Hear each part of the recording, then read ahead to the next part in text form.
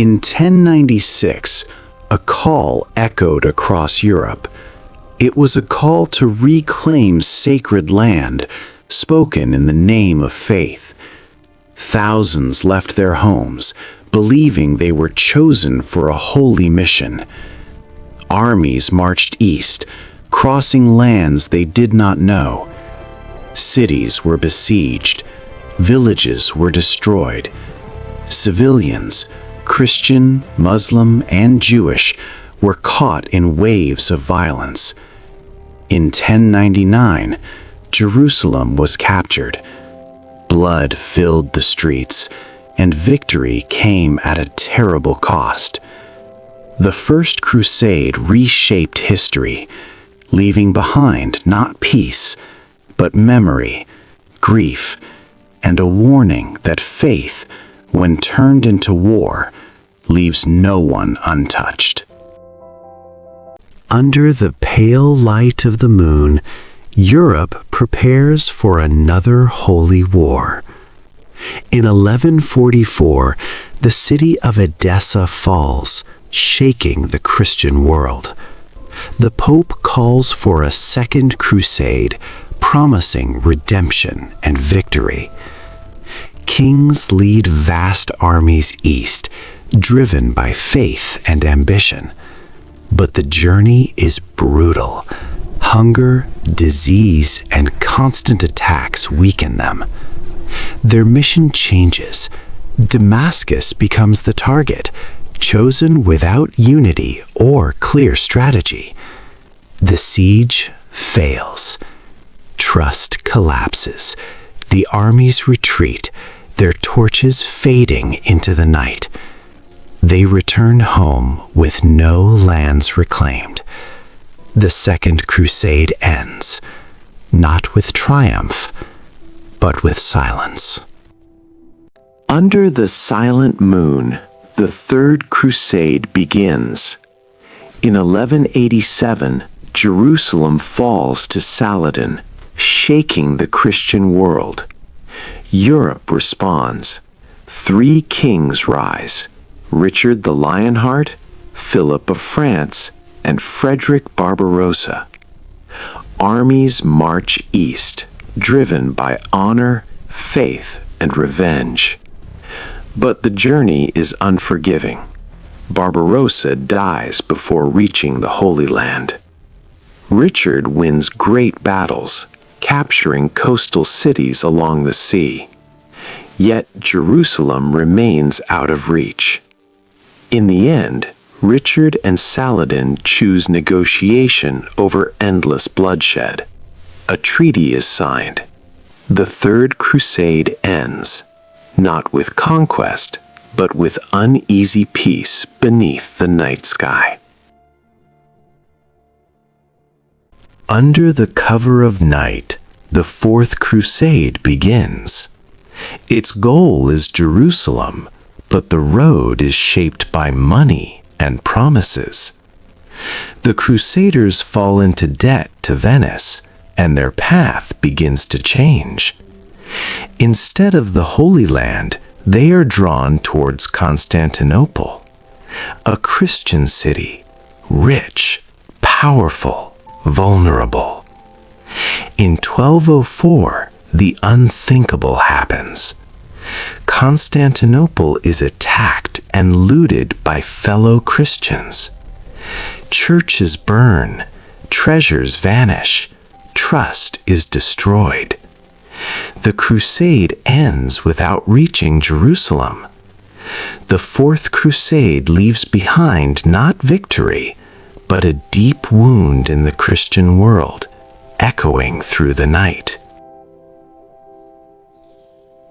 As the night settles over distant shores, the Fifth Crusade begins. This time, the target is Egypt, the heart of Muslim power. Crusader forces capture the city of Damietta, believing victory is near. But pride replaces patience. Ignoring peace offers, the army marches toward Cairo. Then the Nile rises. Floodwaters trap the Crusaders, cutting off escape and supplies. Surrounded and weakened, they are forced to surrender. Damietta is returned.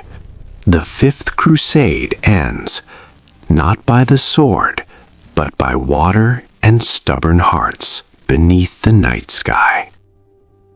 Under a silent night sky, the Sixth Crusade begins. There is no great army, no thunder of battle echoing across the land. Its leader is Frederick II, an emperor marked by excommunication, yet guided by patience.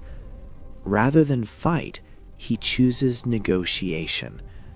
Across the moonlit sands of the Holy Land, words slowly replace swords. In the year 1229, a treaty is signed with the Sultan of Egypt. Jerusalem is returned peacefully. No blood is spilled, no walls are breached. Yet the peace is fragile, and faith remains deeply divided. The Sixth Crusade ends quietly, a rare moment in history where diplomacy triumphs beneath the calm and watchful light of the night. Under the pale light of the moon, the Seventh Crusade begins. Its leader is King Louis IX of France, a man guided by faith, duty, and royal devotion.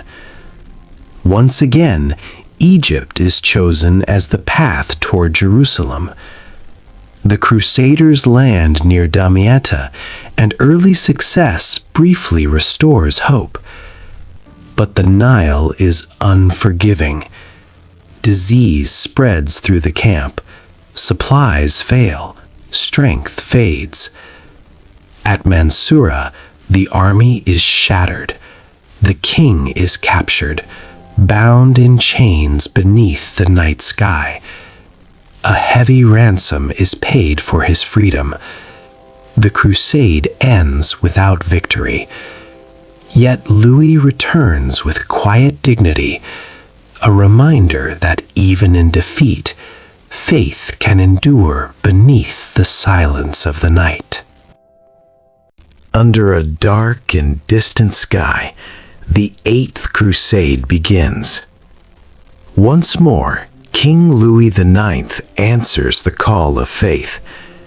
This time, the journey leads not to Jerusalem, but to the shores of North Africa. The Crusaders land near Tunis, hoping to weaken their enemies before reaching the Holy Land. But the land is harsh. Disease spreads through the camp. Water runs scarce.